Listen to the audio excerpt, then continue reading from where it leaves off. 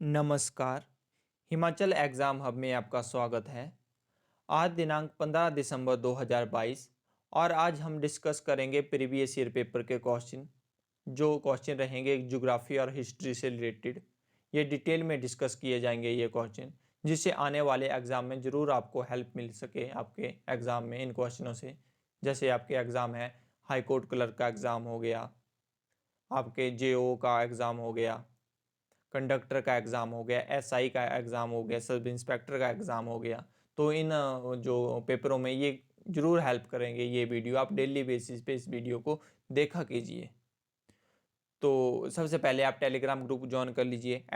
@Himachal exam hub के नाम से टेलीग्राम ग्रुप है। वीडियो के डिस्क्रिप्शन में मैं लिंक प्रोवाइड करवा दूंगा टेलीग्राम ग्रुप का। इससे ये होगा कि जो आजकल पेपर चले हुए हैं हमीरपुर बोर्ड के, उनकी पीडीएफ आपको टेलीग्राम ग्रुप पे मिल जाएगी। और भी जॉब से रिलेटेड, हिमाचल प्रदेश की जॉब से रिलेटेड कोई भी नोटिफिकेशन है वो आपको टेलीग्राम ग्रुप पे मिल जाएगी, तो आप ज्वाइन कर लीजिए। तो आइए डिस्कस करते हैं क्वेश्चन नंबर 151 से। ज्योग्राफी का क्वेश्चन है, थार क्षेत्र में स्थानांतरित बालू टिब्बों को स्थानीय रूप से किस नाम से जाना जाता है? तो इसको जाना जाता है ध्राइन के नाम से। ध्राइन के नाम से जाना जाता है स्थानांतरित बालू टिब्बों को, स्थानीय रूप में ध्राइन के नाम से जाना जाता है। तो आइए अब डिस्कस करते हैं हम कुछ क्वेश्चन। जैसे थार जो डेजर्ट हो गया, थार जो रेगिस्तान हो गया, इससे कौन कौन से क्वेश्चन आते हैं प्रीवियस ईयर पेपर में। तो क्वेश्चन ये पूछा जाता है कि जो थार जो रेगिस्तान है वो कौन से राज्य में स्थित है? तो ये स्थित है आपका राजस्थान में। और किस नाम से जाना जाता है थार रेगिस्तान? तो द ग्रेट इंडियन डेजर्ट के नाम से भी जाना जाता है थार रेगिस्तान को। तो ये क्वेश्चन प्रीवियस ईयर पेपर में पूछा जा चुका है। क्वेश्चन ये भी पूछा जाता है कि जो सबसे बड़ा मरुस्थल है वर्ल्ड का, वो कहाँ पे स्थित है और उसका नाम क्या है मरुस्थल का? तो सहारा मरुस्थल जो नॉर्थ अफ्रीका में स्थित है, विश्व का सबसे बड़ा मरुस्थल है। ठीक है। और सबसे गर्म मरुस्थल भी पूछ लिया जाता है कि वर्ल्ड का सबसे बड़ा गर्म मरुस्थल कौन सा है? तो वो है आपका गोबी मरुस्थल जो मंगोलिया और चाइना में स्थित है। Next question, question number 152, Idukki पन बिजली संयंत्र किस नदी पर बना है? The Idukki hydro electric plant is on which river? तो ये बना है आपका पेरियार रिवर पे। 152 का सी सही आंसर है। आपको पता ये भी होना चाहिए कि पेरियार जो रिवर है वो है कौन से स्टेट में? तो वो केरल राज्य की सबसे लंबी और बड़ी नदी है और वो केरल में स्थित है, पेरियार नदी। Next question 153, which port does not have a natural harbour? किस बंदरगाह पर प्राकृतिक पतन नहीं है? तो इनमें से प्राकृतिक पतन जो नहीं है वो नहीं है आपका मद्रास में। सी इसका सही आंसर होगा। और अगर हम बात करें प्राकृतिक पतन की, आपके बंदरगाह की, कि कौन से आपके जो नेचुरल जो पोर्ट हैं, तो कोच्चि, मुंबई और विशाखापट्टनम, ये आपके नेचुरल जो पोर्ट हैं। ठीक है, नेचुरल बंदरगाह हैं। और अगर हम बात करें तो क्वेश्चन पेपर में ये पूछा गया था पीछे कि जो टूटिकोर्न पोर्ट है, जो बंदरगाह है, वो कौन से राज्य में स्थित है? तो वो स्थित है आपका तमिलनाडु राज्य में। नेवा सेवा पोर्ट पूछ लिया जाता है कि कौन से राज्य में स्थित है? तो वो स्थित है आपका महाराष्ट्र में। कांडला पोर्ट पूछ लिया जाता है कि कौन से स्टेट में स्थित है? तो वो स्थित है आपका गुजरात में। और क्वेश्चन यहाँ से ये पूछ लिया जाता है कि जो सबसे बड़ा पोर्ट कौन सा है इंडिया का? तो वो है आपका मुंबई पोर्ट, जो भारत का सबसे बड़ा पोर्ट है, बंदरगाह है। नेक्स्ट क्वेश्चन 154, नियाग्रा झरना कहाँ स्थित है? तो नियाग्रा झरना आपका स्थित है यूएसए में। डी इसका सही आंसर होगा 154 का।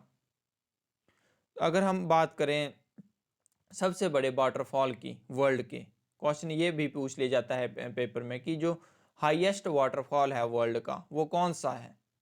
तो वो है आपका एंजल फॉल, एंजल वाटरफॉल। और कौन से देश में स्थित है? तो ये वेनेजुएला में स्थित है, वेनेजुएला में स्थित है एंजल वाटरफॉल। ये हाईएस्ट वाटरफॉल है वर्ल्ड का। और भारत का पूछ लिया जाता है कि हाईएस्ट जो वाटरफॉल है वो कौन सा है? वो कुंचिकल जो वाटरफॉल है वो वर्ल्ड का हाईएस्ट वाटरफॉल है, हाईएस्ट जलप्रपात है। ठीक है, और ये स्थित है आपका कर्नाटक राज्य में। तो ये बातें आपको पता होनी चाहिए, जो अक्सर एग्जाम में पूछ ली जाती हैं। नेक्स्ट क्वेश्चन है 155, westerlies are the wind blowing river. पंछुआ हवाएं वे हवाएं हैं जो बहती हैं, तो ये बहती हैं आपके भूमध्य रेखा के 30 डिग्री और 60 डिग्री उत्तर और दक्षिण अक्षांश के मध्य, तो डी इसका सही आंसर होगा। Next question 156, in which region pygmy are founds. Pygmy किस क्षेत्र में पाए जाते हैं, तो पिग्मी जो पाए जाते हैं वो पाए जाते हैं आपकी इक्वेटोरियल फॉरेस्ट में। 156 का सी सही आंसर होगा। अगर हम बात करें पिग्मी की, ठीक है, पिग्मी होते कौन है, सबसे पहले तो हमारे जो माइंड में ये क्वेश्चन रेज होना चाहिए कि पिग्मी होते कौन है। तो ऐसे मानव जातीय समूह होते हैं पिग्मी, जिनकी हाइट कम रह जाती है औसत रूप से, ठीक है। और जो ये पाए कहाँ जाते हैं, तो ये पाए जाते हैं आपके मध्य अफ्रीका में, सेंट्रल अफ्रीका में इनको ये पाए जाते हैं पिग्मी, ठीक है। नेक्स्ट क्वेश्चन 157, और आपकी जो इक्वेटोरियल फॉरेस्ट है ये भी आपके मध्य अफ्रीका में ही पाए जाते हैं। Next question 157, the coast that belong to Kerala is known as. Kerala का तट किस रूप में जाना जाता है, तो ये जो केरल का तट है ये जाना जाता है आपका मालाबार कोस्ट के नाम से। 157 का बी सही आंसर है। अगर हम इसमें बात करें कि जो मालाबार तट है वो है कहाँ पे, तो ये आपका दक्षिण पश्चिमी भाग में, भारत के जो इंडिया का जो दक्षिण पश्चिमी भाग है वहाँ पे स्थित है आपका मालाबार कोस्ट। कोरोमंडल कोस्ट कहाँ पे स्थित है, ये भी क्वेश्चन रेज होना चाहिए, ये भी क्वेश्चन पेपर में पूछ लिया जाता है। तो ये आपके भारत के दक्षिण पूर्वी तट रेखा के किनारे के साइड ये स्थित है आपका कोरोमंडल कोस्ट। कोणक कोस्ट पूछ लिया जाता है कि कोणक कोस्ट किन के मध्य स्थित है, तो ये महाराष्ट्र और गोवा के मध्य स्थित है Konkan coast. Next question 158, which is not an igneous rock. निम्न में से कौन आग्नेय शैल नहीं है, तो आग्नेय शैल नहीं है इसमें से नेस आग्नेय शैल नहीं है। और बाकी बात करें ग्रेनाइट, बेसाल्ट और गाबरो की, तो ये आपके इग्निशियस रॉक हैं। और जो आपका नेस है ये आपका मेटामॉर्फिक रॉक है। क्वेश्चन ये भी पेपर में पूछ लिया जाता है कि नेस कौन सा रॉक है आपका, तो ये है आपका मेटामॉर्फिक रॉक। क्वेश्चन ये भी पेपर में पूछ लिया जाता है रॉक से रिलेटेड कि जो आपका सैंडस्टोन है, चूना पत्थर है, वो कौन सा रॉक है, तो वो है आपका sedimentary rock. Next question 159, Jelep La pass is located in. Jelep La दर्रा स्थित है, तो ये स्थित है आपका सिक्किम हिमालय में। 159 का बी सही आंसर होगा। अगर हम बात करें सबसे जो ऊंची चोटी है भारत की वो कौन सी है, क्वेश्चन ये भी पेपर में पूछ लिया जाता है। तो जो कंचनजंगा है वो भारत की सबसे ऊंची चोटी है, ठीक है, जो सिक्किम में ही पाई जाती है। और इसकी हाइट पूछ ली जाती है कंचनजंगा की, तो इसकी हाइट कितनी है, तो 8,586 मीटर इसकी हाइट है। क्वेश्चन ये प्रीवियस ईयर में पूछा गया था कि जो नंदा देवी आपकी माउंटेन पीक है, जो सेकंड नंबर पे है हाईएस्ट पीक इंडिया की, वो कौन से राज्य में स्थित है, तो वो स्थित है आपकी उत्तराखंड राज्य में। तो ये सारी बातें आपने ध्यान में रखनी है जो अक्सर एग्जाम में पूछ ली जाती हैं। Next question 160, India shares longest international boundary with which country. Bharat किस देश के साथ सबसे लंबी सीमा साझा करता है, तो ये सीमा साझा करता है भारत सबसे लंबी बांग्लादेश के साथ। 160 का ए सही आंसर है। क्वेश्चन पेपर में इससे ये भी पूछ लिया जाता है कि जो भारत की सबसे छोटी सीमा कौन से देश के साथ लगती है, तो ये लगती है आपकी अफगानिस्तान देश के साथ। अब मैं कुछ क्वेश्चन आपको बताने जा रहा हूँ जो अक्सर एग्जाम में पूछे जाते हैं किसी ना किसी पेपर में ज्योग्राफी के। तो क्वेश्चन ये है कि जो भारत का क्षेत्रफल है वो कितना है, तो जो भारत का क्षेत्रफल है वो 32,87,263 वर्ग किलोमीटर है, ठीक है। क्वेश्चन ये पेपर में पूछ लिया जाता है कि जो विश्व का क्षेत्रफल है, ठीक है, वो भारत के क्षेत्रफल का कितना प्रतिशत है, मतलब भारत का जो क्षेत्रफल है वो विश्व के क्षेत्रफल में कितने परसेंट हिस्सेदारी देता है अपनी। तो जो विश्व के क्षेत्रफल का 2.42% भारत में है, ठीक है, भारत में फैला हुआ है 2.42 क्षेत्रफल।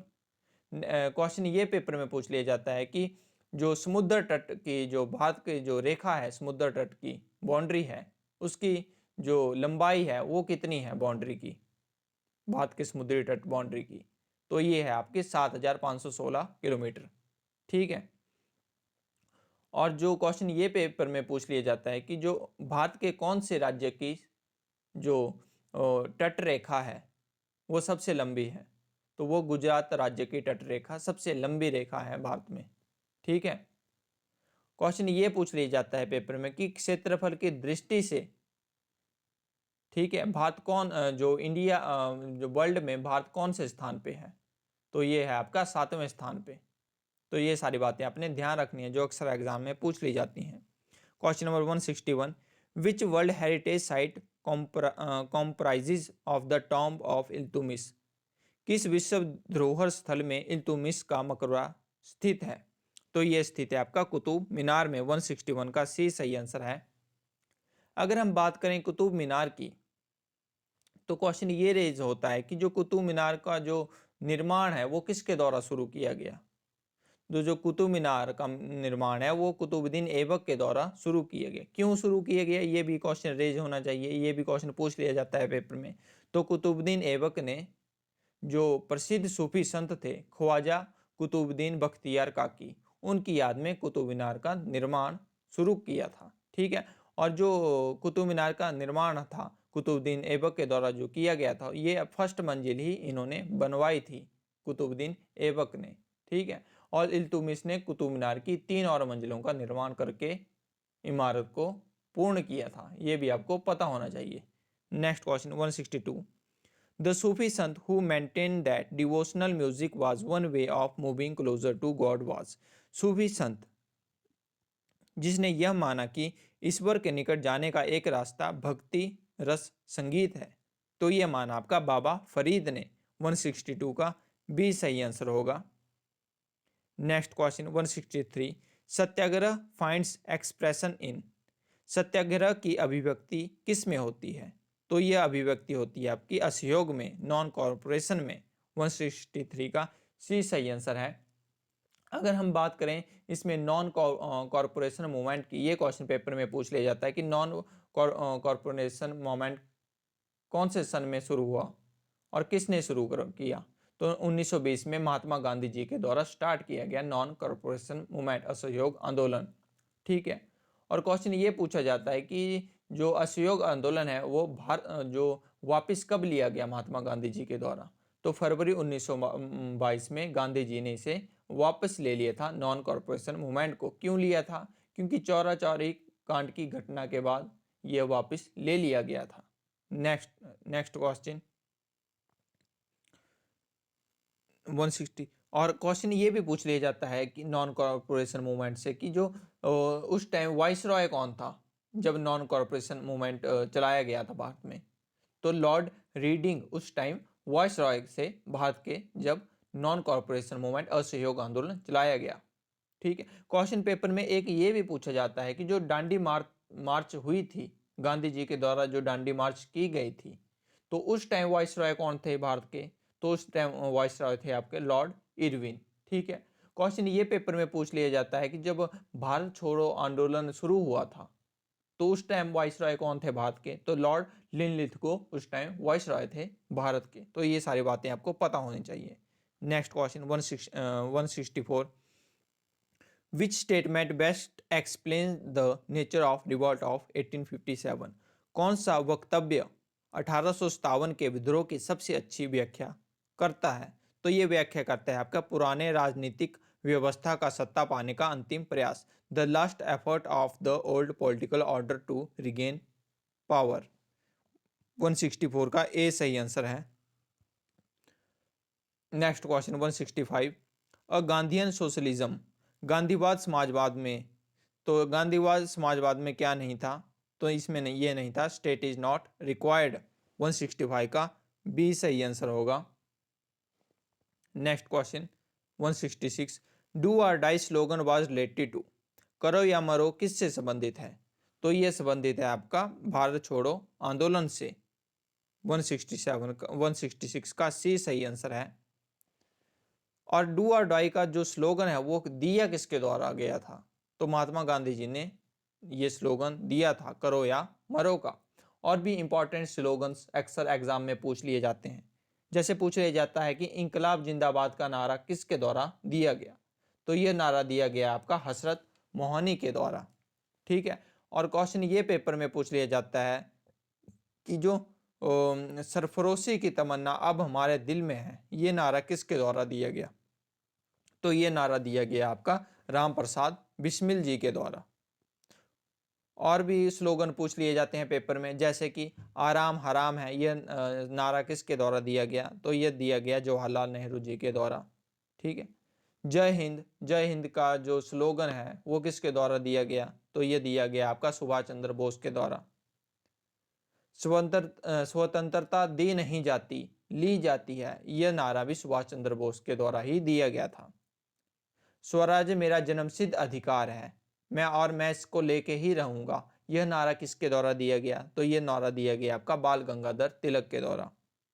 और जय जवान जय किसान का नारा दिया गया आपका लाल बहादुर शास्त्री जी के द्वारा। तो ये आपको पता होने चाहिए स्लोगन, सारे नारे जो अक्सर एग्जाम में पूछ लिए जाते हैं। Next question 167, India universities act 1904 was passed during the regime of. भारतीय विश्वविद्यालय अधिनियम 1904 किसके शासनकाल में पारित किया गया था? तो यह पारित किया गया था आपका लॉर्ड कर्जन के शासनकाल में। 167 का बी सही आंसर होगा। ठीक है। Next question 168 168 number question, the Arya Samaj is against. Arya Samaj किसके खिलाफ है? तो यह खिलाफ था आपका रिचुअल एंड आइडल वर्शिप के खिलाफ, कर्मकांड और मूर्ति पूजा के खिलाफ था आर्य समाज। ठीक है। क्वेश्चन आर्य समाज से तो कम से कम 10-12 क्वेश्चन बनते हैं जो अक्सर प्रीवियस ईयर पेपर में पूछे गए हैं और आगे भी पूछे जाएंगे ये क्वेश्चन। तो क्वेश्चन आप ध्यान से सुनना। तो आर्य समाज से एक तो क्वेश्चन ये बनता है कि इसकी स्थापना कब हुई और कहाँ पे हुई और किसने की? तो आर्य समाज की स्थापना 1875 में बंबई में की गई। ठीक है। और स्वामी विवेकानंद जी के द्वारा इसकी जो स्वामी दयानंद सरस्वती के जी के द्वारा इसकी स्थापना की गई आर्य समाज की। ठीक है। और जो स्वामी दयानंद सरस्वती के जी के बारे में पूछ लिया जाता है कि इनका जन्म कहाँ पे हुआ और कब हुआ? तो इनका जन्म 1824 में गुजरात के कठियावाड़ में इनका जन्म हुआ। बचपन का नाम पूछ लिया जाता है इनका कि बचपन का नाम क्या था स्वामी दयानंद सरस्वती जी का? तो इनके बचपन का नाम मूलशंकर था। और गुरु का नाम पूछ लिया जाता है इनका कि गुरु जी का नाम, इनके गुरु जी का नाम क्या था स्वामी दयानंद सरस्वती के गुरु जी का नाम? तो स्वामी बिरजानंद महाराज इनके गुरु जी का नाम था। और क्वेश्चन ये पेपर में पूछ लिया जाता है कि वेदों की ओर लौटो का नारा किसके द्वारा दिया गया? तो ये दिया गया आपका स्वामी दयानंद सरस्वती जी के द्वारा। भारत भारतीयों के लिए है, यह भी स्वामी दयानंद सरस्वती जी के द्वारा कहा गया। और क्वेश्चन ये पूछ लिया जाता है पेपर में कि सत्यार्थ प्रकाश की रचना किसके द्वारा की गई? तो ये रचना भी सत्यार्थ प्रकाश की स्वामी दयानंद सरस्वती जी के द्वारा की गई। और डीएवी जो कॉलेज है, जो संस्था है, इसकी स्थापना किसके द्वारा की गई? क्वेश्चन ये भी पेपर में पूछ लिया जाता है। तो जो डीएवी जो संस्था है इसकी स्थापना आपके एक स्वामी दयानंद सरस्वती जी के शिष्य हैं लाला हंसराज, इनके द्वारा स्थापना की गई। तो ये भी आपको पता होना चाहिए कि डीएवी की स्थापना किसके द्वारा की गई? तो ये स्थापना की गई आपकी लाला हंसराज के द्वारा। ठीक है। और स्वामी दयानंद जी को और किस नाम से जाना जाता था? तो स्वामी दयानंद सरस्वती जी को भारत का मार्टिन लूथर किंग कहा जाता है।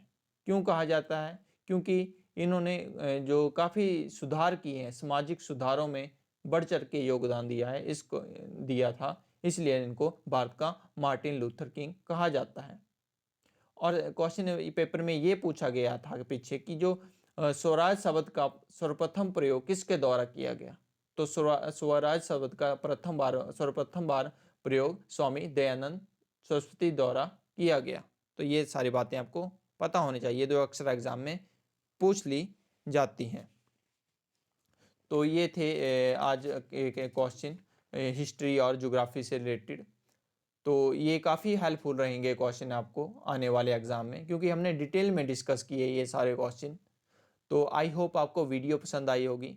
अगर वीडियो पसंद आई हो तो आप ज़्यादा से ज़्यादा इसको शेयर कीजिए अपने फ्रेंड सर्कल में जो भी तैयारी कर रहे हैं हिमाचल प्रदेश की।